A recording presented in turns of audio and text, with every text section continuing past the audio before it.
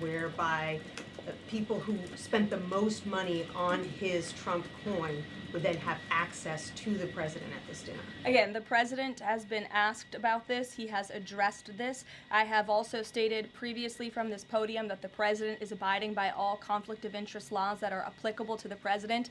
And I think everybody, the American public, believe it's absurd for anyone to insinuate that this president is profiting off of the presidency. This president was incredibly successful before giving it all up to serve our country publicly. And not only has he lost wealth, but he also almost lost his life. He has sacrificed a lot to be here, and to suggest otherwise is frankly completely absurd. Does the White House Libby, have go any ahead. concerns? The fifth round of nuclear talks between Iran and the U.S. is going to take place on Friday in Rome. What is the president anticipating ahead of that, and if a deal doesn't come from that meeting, is he going to walk away? Well, I'm glad you brought up Iran, because I do have an update. The president spoke to Prime Minister Benjamin Netanyahu today.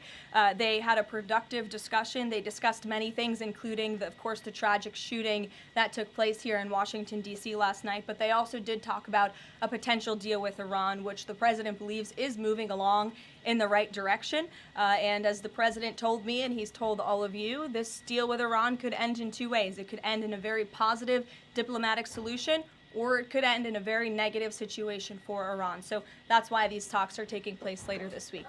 Yamish, good to see you. Hi, good. Thanks for taking my question. Sure. The president showed a video that he said showed more than 1,000 burial sites of white South Africans that he said were murdered. We know that that was not true and that the video wasn't showing that. So I wonder, why did the president choose to show that? What's not true, Yamish? It's not true that the video was showing a burial site. It is unsubstantiated that that's the case. No, it is true that that video showed the crosses that represent. Which is what the president claimed.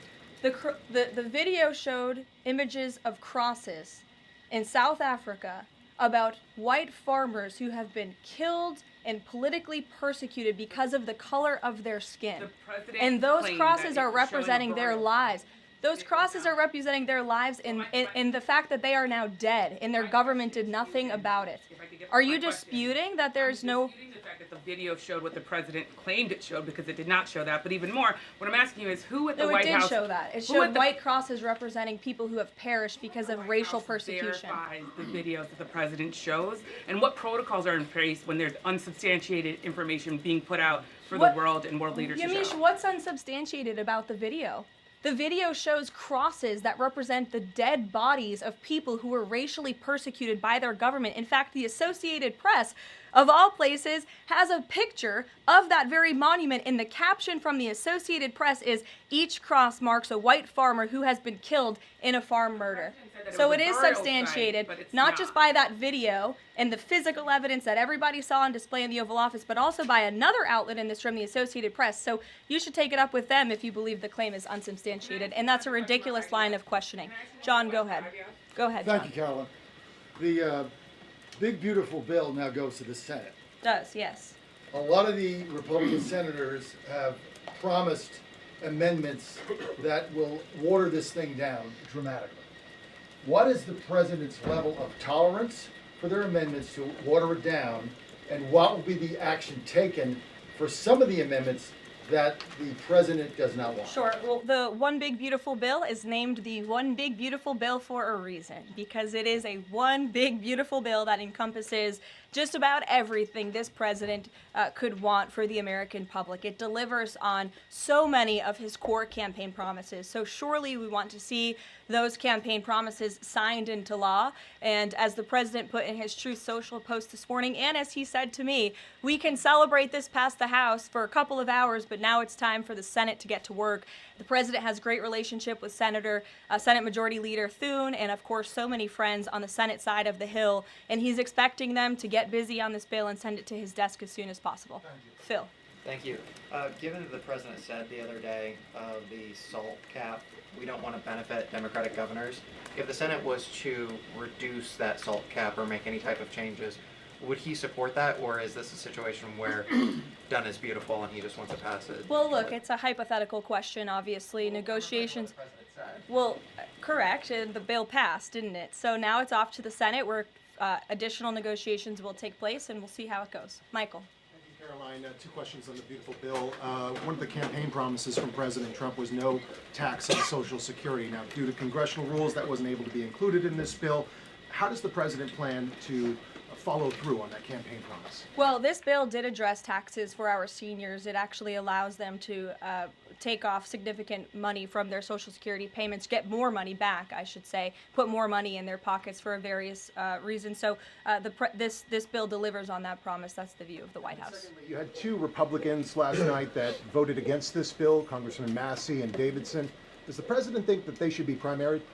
I believe he does, and I don't think he likes to see grandstanders in Congress. What's the alternative? I would ask those members of Congress. Did they want to see a tax hike? Did they want to see our country go bankrupt? That's the alternative by them trying to vote no. And the president believes the Republican Party needs to be unified, and the vast majority of Republicans clearly are and are listening to the president. They are trusting in President Trump, as they should, because there's a reason he's sitting in this Oval Office. It's because he's the unequivocal leader of the Republican Party. Not just a president for Republicans, but all Americans. The president's approval rating is at an all-time high right now, and it's because he knows how to deliver. And Republicans like Thomas Massey and others should take note. Stephen. Thank you, Caroline. Building on the question about Social Security, the bill includes the president's promises to address taxes on tips and overtime. Could you say his feelings about the income cap?